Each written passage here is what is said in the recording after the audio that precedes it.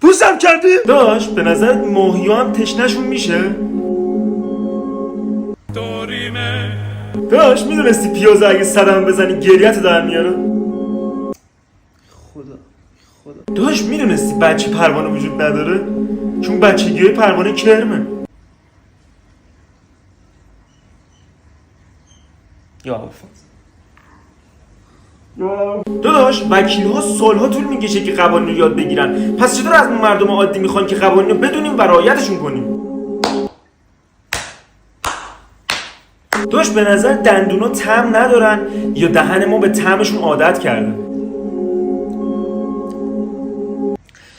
داداش میدونستی سنجابا همون موشن ولی پارکور کارش؟ برو چرت نگو. داداش معلمای شیمی خودشون تشکیل شده از تعداد زیادی از اتمن که میان توضیح میدن اتم چیه. آفرین. داداش میدونستی ما در واقع دستمون رو نمیشوریم، ما وایسادیم دستمون همدیگه رو میشونه. مغزم مغز نی. داداش طول انگشتای دست متفاوته ولی وقتی مشتش میکنی با هم یکسان میشن. شما هم تو خونه امتحان کرده؟